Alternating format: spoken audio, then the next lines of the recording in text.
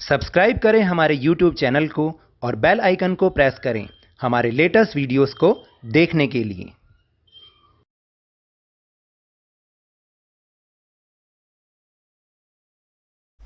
Hello and welcome to Lavneesh Sir की class. This is Directorate of Education GNCT of Delhi's worksheet number 31, and it is only for class 7 students. It has taken from the subject English, and we will learn and understand the topic verb in this worksheet.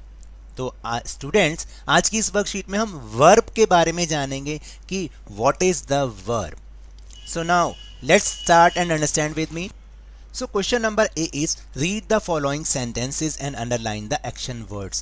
Action words का मतलब थोड़ा सा तो आप जान गए होंगे, क्योंकि लास्ट क्लास यानी 6th क्लास में भी हमने समझा था. एक्शन का मतलब कुछ भी जो काम होना है. जैसे इस समय आप मुझे सुन रहे हैं, वो भी तो एक काम है ना. इसका मतलब आप लिसन कर रहे हैं, लिसनिंग कर रहे हैं. तो जो भी काम होता है, जिस भी सेंटेंस में कोई काम हो रहा होता है, उसको हम वर्ब कहते हैं, और उसमें हम इसको एक बारी सेलेक्ट भी करते हैं और अंडरलाइन करते हैं. जैसे first sentence is the cat runs and wags its tails, यानी बिल्ली जो है वो भागती है और अपनी पूंछ हिलाती है. वेक्स का मतलब हिलाना, जैसे शेक करते हैं ना. तो इसमें क्या एक्शन वर्ड होगा? रन्स, यानी भागती है और हिलाना. Second is he kicks the ball, वह बॉल को किक मारता है. अब बॉल तो एक्शन वर्ड नहीं हो सकता ना. एक्शन क्या है? किक है, किक. तो इसलिए मैंने इसको किक को अंडरलाइन कर दिया. ही किक्स द बॉल, वह बॉल को किक मारता है. Then third sentence is Puja dances very gracefully.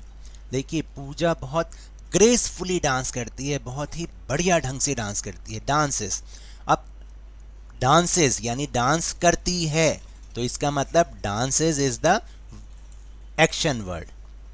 Then fourth sentence is he eats fruits daily, वह फ्रूट्स रोज खाता है. अब खाना एक एक्शन होता है ना, तो इसलिए eats को हमने अंडरलाइन कर दिया.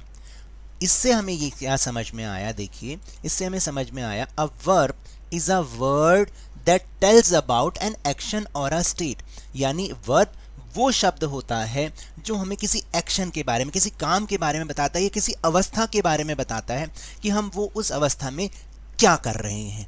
हम फ्रूट खा रहे हैं, हम पढ़ रहे हैं. आई स्टडी, मैं पढ़ता हूँ, तो ये भी एक एक्शन है. आई ईट, मैं खाता हूँ, ये भी एक एक्शन है. आई प्ले, मैं खेलता हूँ, ये भी एक एक्शन है. तो जो भी एक्शन वर्ड होते हैं उन्हें हम वर्ब कहते हैं. ये शब्द याद रखना, वर्ब.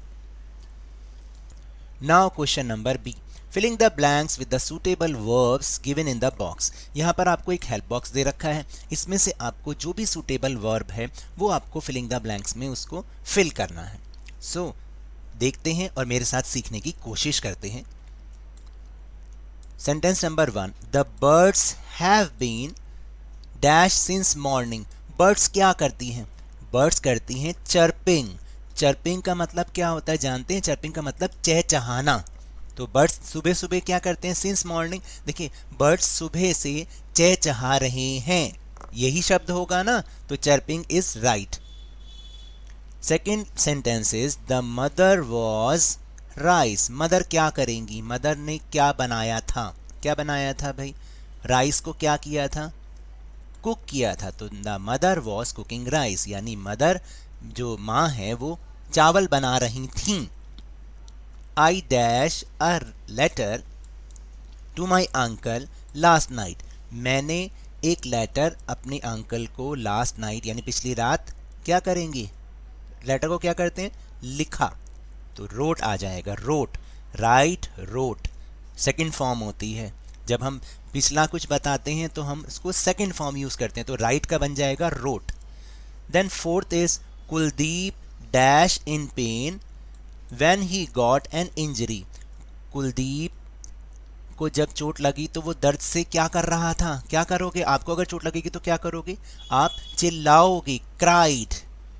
ठीक है, तो Kuldeep cried in pain when he got an injury. जब उसको चोट लगी वो दर्द से चिल्ला रहा था. क्राई का मतलब रोना भी होता है, मतलब रोना चिल्लाना एक लगभग एक ही बात है जब दर्द हो रहा होता है. तो then fifth is the cyclone dash many trees.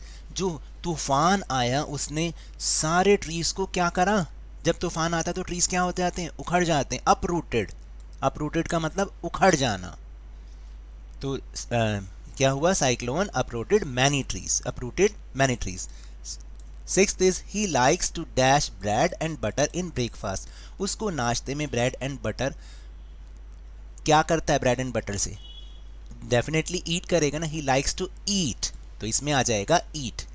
He likes to eat bread and butter in breakfast, यानी वो नाश्ते में ब्रेड एंड बटर खाना पसंद करता है। Now will move on the part C. Read the following group of words carefully, यानी यहाँ पर जो ग्रुप ऑफ वर्ड्स हैं उनको ध्यान से आप पढ़िएगा। One word in each group is an action word और वर्ब। इस ग्रुप में, हर ग्रुप में एक वर्ड जो है वो एक्शन वर्ड है या वर्ब है। Identify that word and underline it, उसको आपको पहचानना है और सिर्फ अंडरलाइन करना है। तो क्या एक्शन वर्ड है, क्या है वर्ब, उसको आपको छांटना है। Let's try. First is yet, यानी अभी। कट, बट और हट। अब बताओ इसमें क्या एक्शन वर्ड हो सकता है। येट का मतलब होता है अभी, बट का मतलब होता है लेकिन, हट का मतलब होता है झोपड़ी। तो कट का मतलब काटना, इसका मतलब ये एक्शन वर्ड है, इसको मैंने अंडरलाइन कर दिया। Second is fly, sky, dry and high. Fly का मतलब उड़ना, पहले ही शब्द में पता चल गया, तो fly is an action word. Sparrow, चिड़िया, क्वीन, रानी, फॉरेस्ट, जंगल, स्विम, तैरना, this one is action word. Breathe, सांस लेना, बॉडी, शरीर, सलाइम होता है ना, फैट, तो breath is an action word. Now fifth, तो breath is an action word. Now fifth is power, शक्ति। ड्राइव मतलब कुछ चलाना, बाउल मतलब कुछ कटोरा टाइप, बास्केट, टोकरी, तो drive is an action word. तो इस तरह से आपको ये फाइंड करना है। अब डी वाला जो है बहुत मज़ेदार है, filling the blanks with an action words और verbs which you can do. यानी आपको देखिए इंग्लिश में यही तो थोड़ा सा हो जाता है कि बच्चे कहते हैं हमें इंग्लिश बोलनी नहीं आती। आप छोटे छोटे सेंटेंस यूज़ करो, जैसे आई कैन, यानी मैं क्या कर सकता हूँ। आप क्या क्या कर सकते हो वो यहाँ पे लिखना। आई कैन ईट, मैं खा सकता हूँ। आई कैन ड्रिंक, मैं पी सकता हूँ। और यहाँ पर जो आपकी मर्जी हो, जो आप कर सकते हो वो लिखो। जैसे मैंने फॉर एग्जाम्पल लिखा आई कैन वॉक, मैं चल सकता हूँ। आई कैन रीड, मैं पढ़ सकता हूँ। आई कैन स्लीप, मैं सो सकता हूँ। I can jump, I can run, और I can sing, I can dance, कुछ भी आप लिख सकते हैं इसमें। तो इस तरह से छोटे छोटे सेंटेंस यूज़ कीजिए और इंग्लिश बोलना स्टार्ट कीजिए।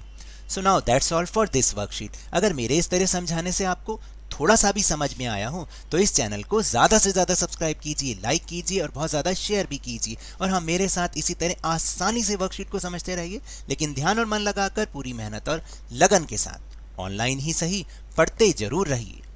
And if you want to defeat corona virus then please wear a mask. और जब भी अवेलेबिलिटी हो, जब भी पॉसिबल हो आपके लिए, तो इसका वैक्सीनेशन जरूर कराएं, क्योंकि कोरोना को हराना है और ज़िंदगी को एक बार फिर से सुहाना बनाना है। इसी उम्मीद के साथ थैंक यू वेरी मच।